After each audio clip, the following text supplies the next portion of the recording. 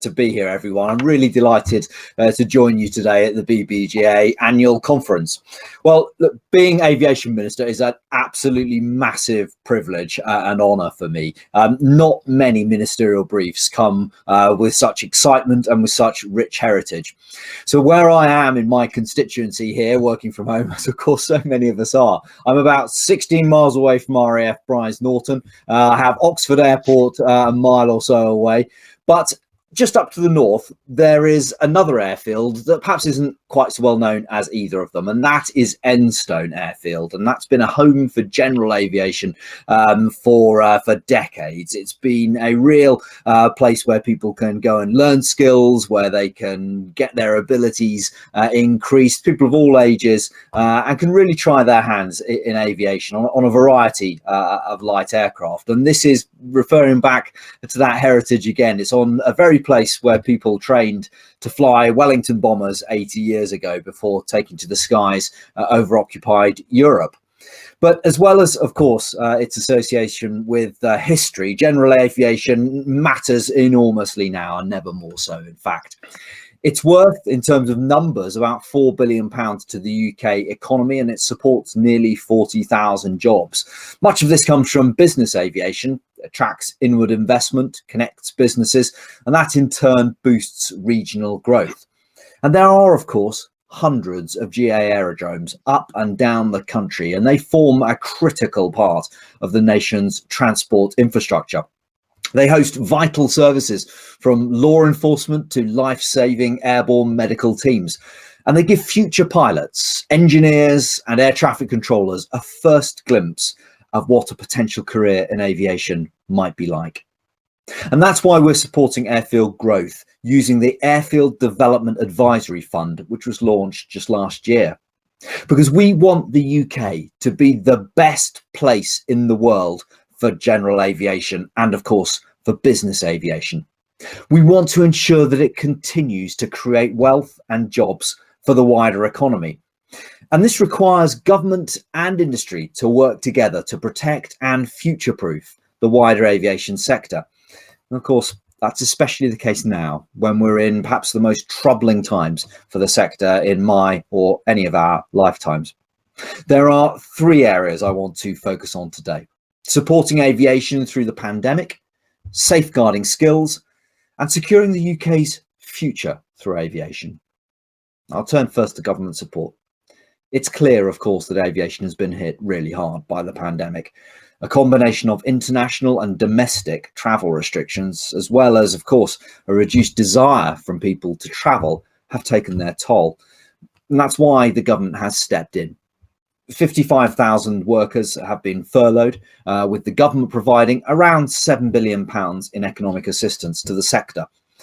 But with each passing day, we can afford to be more hopeful. I'm referring, of course, to the vaccine. 20 million people have now had their first dose of that vaccine. It's a remarkable and world-leading achievement. And just last week, the Prime Minister set out the roadmap to ease restrictions. And we at the DFT will be updating our general aviation guidance accordingly and get people back into the air safely. The Secretary of State is also chairing a global travel task force to recommend when the time's right to resume widespread international travel, while still, of course, managing the risk from imported cases. And we can hear those recommendations on the 12th of April. I'd like to turn to skills.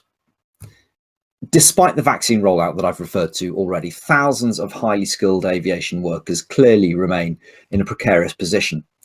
And that's why those skills are so important, and protecting that skills base. Despite everything the government's done and despite all efforts, sadly, we haven't been able to save every job. But we can and will try everything possible not to lose skills and talent for good. And that's why on the 10th of February, I announced a new platform in partnership with TRS to protect the UK's aviation talent. And today, I'm delighted to say that the Aviation Skills Retention Platform is open for workers to be matched into opportunities across the industry.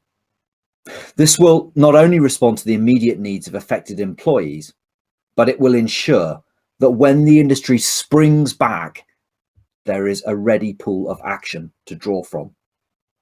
It will give workers a chance to ply their trade in a different yet similar field, sharpening their skills and increasing their long-term employability. And I want to thank industry representatives for their help in establishing this platform. But I hope they will join me in making one very clear ask to everybody here today. That's this. Please share as many vacancies and as many opportunities on the platform as you can. Make yourself available to those that register and who may need support or advice. Make it your first port of call when you hire new staff. In short, make a commitment today to really get behind it. Because if it's used well, it will help preserve the status of the UK's aviation network as one of the biggest and the best in the world. And I'm sure Chris will be able to provide more detail about the platform later. Well, I spoke earlier about the industry's connection with history. There's no doubt it's going to be at the heart of this country's future too. And that future is going to be with a distinct global outlook. But of course, that includes maintaining close ties with our European friends and neighbours in the European Union. Now, I know that Brexit has posed challenges for UK aviation. I'm delighted, of course, that we secured an agreement allowing UK airlines to continue operating in European airspace. That includes close cooperation on aviation security and on air traffic management, as well as bilateral arrangements to grant operating permits. Now, we're trying our best to work with member states to ensure that these arrangements are as streamlined as possible. And as we chart our own course outside the bloc, we recognise the critical role that air freight will play in securing global trade for our businesses. And that's why the government is developing a Future of UK Freight strategy, which we'll be publishing later this year. But a global Britain also means assuming global responsibilities. And that's one of the reasons why we were the first major economy to set a net zero target by 2050. And the aviation industry will be crucial in that effort, particularly in making the case that global air travel should not be at odds with our planet's long-term health. And at the heart of this will be the adoption of sustainable aviation fuels that will help the industry to come off fossil fuels. Government's launched a £15 million fund to speed up research and development in this area, alongside Europe's first clearinghouse, where new sustainable fuels will be certified. And £400 million is being invested in new flight technology, including lighter materials and cleaner, greener engines. And that's how the UK can remain at the forefront of green aviation, that market worth up to £4 trillion, pounds, I beg your pardon, by 2050. I'm sure general aviation, including business aviation, will play a huge role in the development of some of this new exciting technology before they come to be deployed in larger aircraft. And industry is already making all those huge steps going in just the right direction.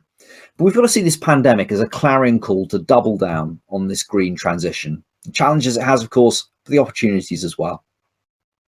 Now, I realise that these are lofty ambitions for an industry that is currently struggling. Planes are grounded, thousands have been furloughed. And I speak with industry figures almost daily, and I really do understand the current challenges. And government stepped in with essential financial support for the industry and provided the tools to help its highly skilled workforce bounce back. And whilst these remain my biggest priorities, I make no excuse for having high expectations of what this industry can and I know will achieve over the coming decades. It's already given us the first commercial jet service, the first transatlantic flight, and the first flight, much more recently, of a hydrogen fuel cell powered plane. I have tremendous faith in the resilience and innovative spirit of this industry, built up, sustained and grown over the past 100 years. And as we build back better from the pandemic, we're going to need those traits more than ever. And I know that they're in full rich display in front of us all today. Thank you very much. Thank you very much, Minister. There's some questions in the side which I think are quite relevant, certainly to the training side. We've got some of our next generation from Stansted College who are in. One of the questions there is, please can you outline what initiatives will you, as the government, be instigating for young people wishing to enter the industry to preserve a world-class UK skills base? Yeah, it's an excellent question, because you're absolutely right that it's the young people coming in that provide the future. You know, that's what we absolutely have to look at. So a lot of this is around really selling the case that we have a wonderful aviation sector, that we are, and that it's something that will provide, you know, a fascinating, fulfilling job. So we have a number of ambassadors that go out and spread that word. We work very closely with all parts of the sector, many groups like BBGA, in fact, and many others, with the CAA as well, and ensuring that that word is out there, that this is a fascinating world with a really bright future. When you look at you know, everything from the green aviation that I've just referred to, through to the transatlantic skills, you know, the transatlantic vision that we have. So there's a great deal there, but I think the key point is what I've really focused on today, which is the bright future for general aviation, because it's often that gives people that first initial taste. You know, we all have our own stories to tell of how we get interested in aviation. Maybe you go to an air show, get taken there by your parents when you're young, and then you think, no, you might have a go yourself. Often you get involved in GA, might be gliders, might be powered, but it's that having a GA field that's close to you, that you can use, that's accessible, that is absolutely critical. That's what will inspire people to go on and then look at becoming, you know, perhaps engineers, perhaps pilots, you know, perhaps air traffic controllers. So it's a rich tapestry of things that we're doing, but it's very much in close partnership with the sector and with the people who are here today. Oh, so that leads nicely into an earlier question, which was to stem the loss of airfields to development, Coventry being the latest example. Is the government looking towards persuading the MOD to open up some of its airfields in order to help that national asset and that platform for the future for aviation? Now, that's an interesting question. That's a very good one. We are looking at what we can do to partly protect GA airfields as they are at the moment, but also to expand the possibilities that we have there. And you're quite right to refer to that sort of mixed use piece, which of course does happen in other countries. So that is something that we're aware of. We're looking at a number of things that we might be able to do. That particular one, of course, will require a lot of cooperation across government, particularly of course with the MOD. But I'm interested in all such possibilities. That's brilliant. Onto the aviation skills retention platform part of what's going on. For the uninitiated who don't maybe appreciate the scope of what you're trying to achieve along with industry, this is not just for one little corner, it's for all of aviation. So it's for all of that ground operations, flight operations, airports, pilots, engineering community. It's everyone, the handling, ground handling, all aspects of it are to be covered. And it's about making sure we retain all of those skills. And I want to make sure that people understand that. We've already had, I don't want to steal some of Chris's thunder, who's waiting in the wings, but we've had a lot of organisations already signed up to participate. Fantastic. And to share their interest as well as potential positions. And effectively today we're opening it up to all of the people who are going to be displaced or have been displaced, so that we can look at the opportunities for them. So I just wanted to share that. Maybe it's an opportunity for Chris, TRS, to just give us a quick run through of exactly what it's doing, because you've got a lot of background, that you've done a hell of a lot of work previously with British Aerospace and Rolls-Royce through very difficult periods and helped them out. So it's not like you've just emerged onto the scene. You guys are well established. There you go, Chris. I'll stop treading in your pool and give you an opportunity to do a quick explain. Thank you, Mark. Thank you. You're nice and This platform, as Mark has said, is something which has grown out of work which originated way back with Rolls-Royce and then across various regions and supporting different sectors. Most recently with the UK construction sector as well. And now it is freshly opened for the UK aviation sector. And from today, we will be able to take registrations from any individual across the sector who's been affected by the current pandemic situation. So we've created a platform through which both companies, aviation sector companies, and people working in the aviation sector can register and apply for vacancies. Companies can load any vacancies they have on the system, and individuals can register to apply for those vacancies. They can also complete their profile and attach their CVs so that they can be seen and contacted by sector companies. It's the beginning of a process and a platform to support the sector more widely, and will also embrace early careers with apprentices, graduates, and being able to do things like match work experience opportunities and much wider sort of functionality to support both individuals and also companies in a number of different ways. We're very keen to work closely with all the different parts of the aviation sector and to really try and tailor this as we go forward into a platform which can become the first port of call for supporting all that is needed to support individuals through the talent life cycle that any company might be in at any particular stage. You will see if you go to the system is at www.aviationtalent.co.uk.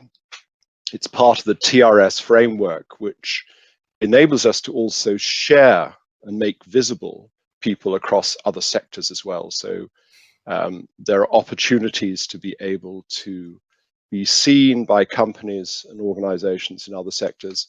And we have brought over vacancies from some of the other sectors, from companies like BAE Systems, even some from Rolls-Royce and Leonardo, other companies that have aviation-related opportunities as well. So it is not going to be a platform where there will be instant opportunities, but as we move forward, as the Minister said, as we move forward into this very exciting new period, there's a chance to really retain visibility of people such that as opportunities grow and everything moves forward, there will be a pool of people who can both be contacted and can see and apply for vacancies as they develop on the system. So please register. If you're a company and you haven't registered yet, please go to the aviationtalent.co.uk site, register your organization.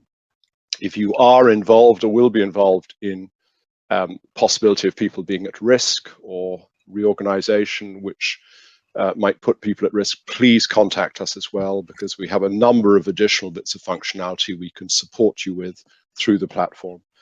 And if you're an individual that's been affected or you know of anyone, please direct them into the system to register so that we can begin to work with them and keep them aware of all the opportunities which will be emerging as we move forward. Mark, I think that's probably enough for now. There is much more we could say, but I hope that's given a brief overview of what. Thank you very much, Chris, for the flavour. And the one thing we'll offer to people is that post this, we'll actually set up some online briefing sessions just to give better visibility to people of what's practically behind this. But you said one really important thing, and that is this is all about retaining visibility of a displaced community. And we appreciate that the recovery economic models might be a lot more prolonged than normal recoveries. So we might well be looking to induce those people back into aviation down the line. So visibility is key. So even if somebody's already been released, we want to encourage them onto the platform so that we can keep our hands on what is a very precious resource for aviation. So thank you very much for that, Chris. Now, I've seen some questions coming in on the side, Minister.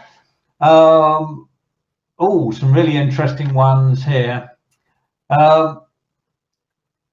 Right, let's start with a nice, easy one. It's really talking about how we've handled the whole process of let's call it COVID and aviation, and the process by which we've controlled the flow into the UK.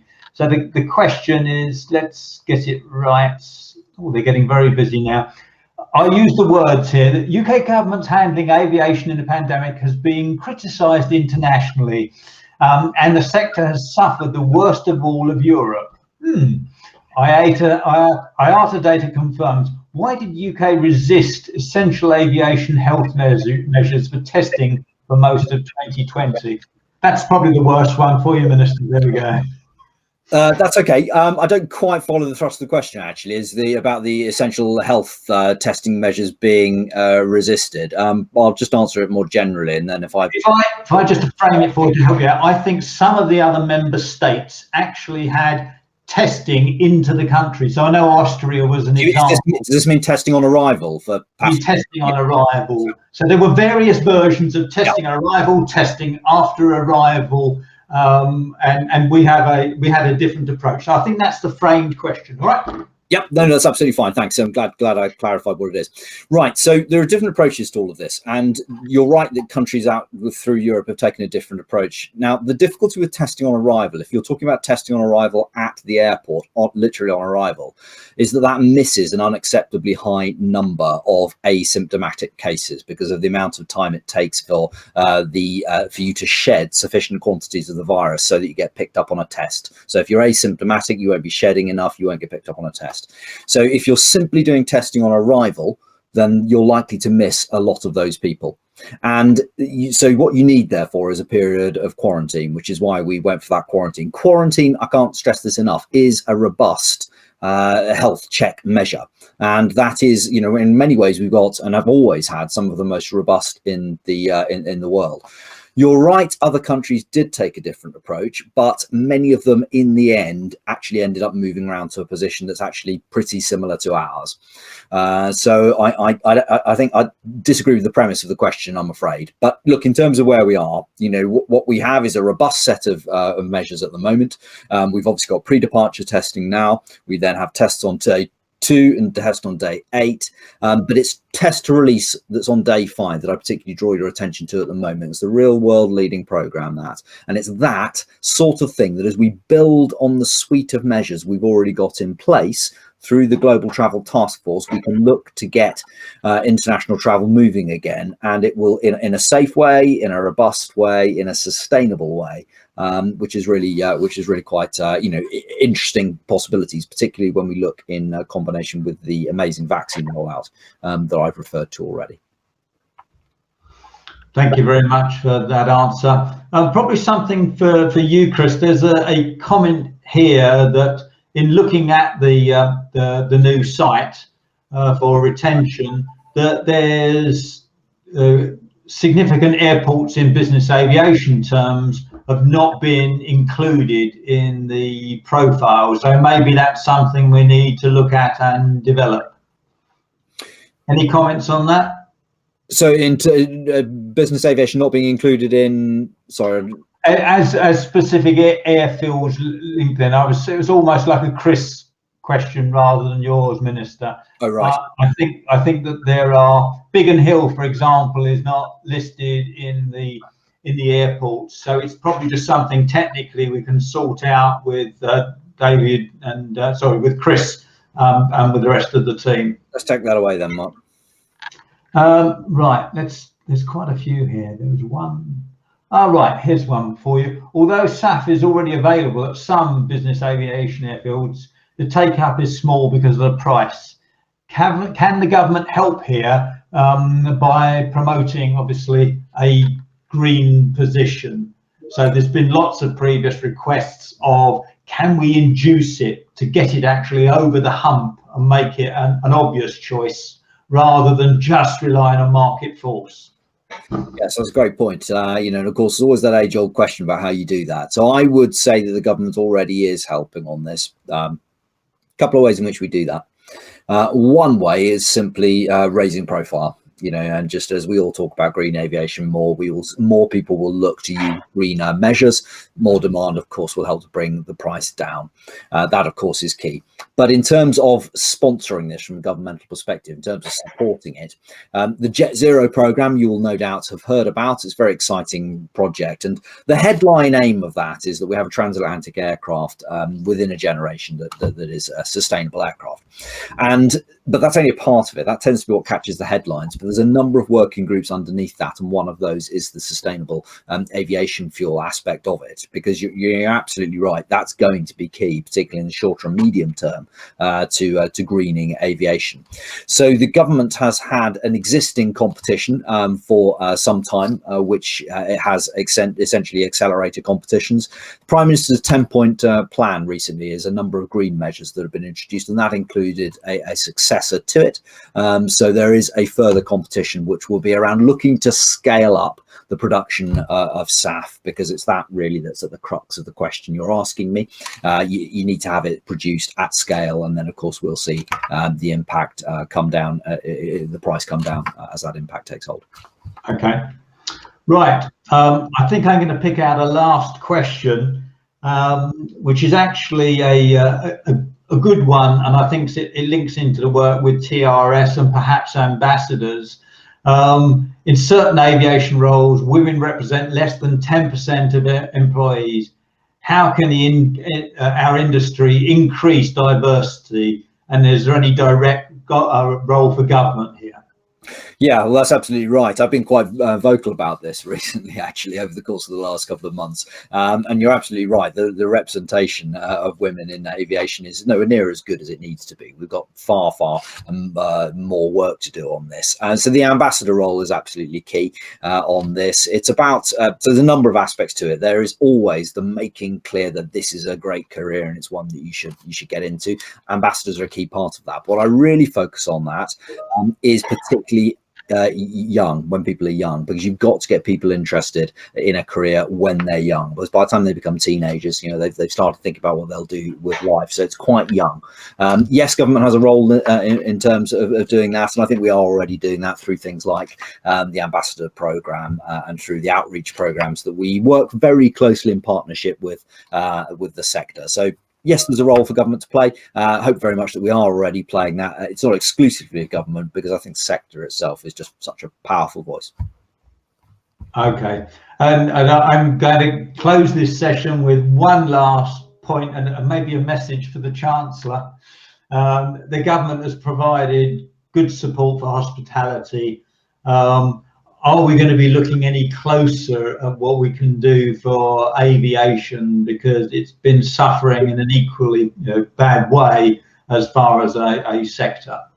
So you're absolutely right. The impact of this pandemic on aviation has been huge. I am absolutely aware of that. As I said earlier, I have meetings with sector leaders almost daily. I mean, certainly weekly. So I really do understand this. I hear it firsthand all the time, as well as, of course, constituency and members of the public. So I absolutely understand that. Government has already done a great deal to assist. I referred earlier to that, approximately £7 billion worth of support that has gone to the aviation industry through things like the furlough scheme and some of the loans that have been available. And of course, much more recently, there has been as well the AGOS scheme, which is often called the business rate scheme for commercial airports. So there has been a lot of support given already. We'll always continue to talk to the sector to understand their needs and talk to colleagues within government. But again, I do stress that with the rollout of the vaccine, we have a real light on the horizon now. This is an incredible success, and it's something that I and the government are working really hard on every day to build on and to capitalise on. And that's why I refer back, perhaps as a way of closing comments, Mark, to the Global Travel Task Force, because that brings together the sector, all the relevant parts of government, and it looks to develop a roadmap out to get people traveling again, to restart international aviation. And that is where the real hope lies. That's what we need to do, is getting people flying again. Because when we get people flying again, I'm absolutely confident that this extraordinary, vibrant, ingenious, resilient, imaginative, passionate sector will really come bouncing back. I'm absolutely confident of that, and that's what we're working hard on. Minister, that's much appreciated. Thank you very much for your time today. And the one thing that we shouldn't forget is the skills retention platform. That just didn't happen as a miracle. That happened because the government actually listened to that as a concept and helped make it a reality. So on behalf of us, thank you very much for helping making that happen as well. And to the TRS participating in it. Thank you. It's a great example of partnership. It's a great example of what we can do together, with government representative organisations, the wider sector. You're absolutely right, Mark, to point to that. It's a major thing that the government can do to help in terms of retaining the skills we have and promoting STEM going forward. Okay, thank you very much. We're going to shut this session down and we'll be starting the next one in about 5 minutes' time.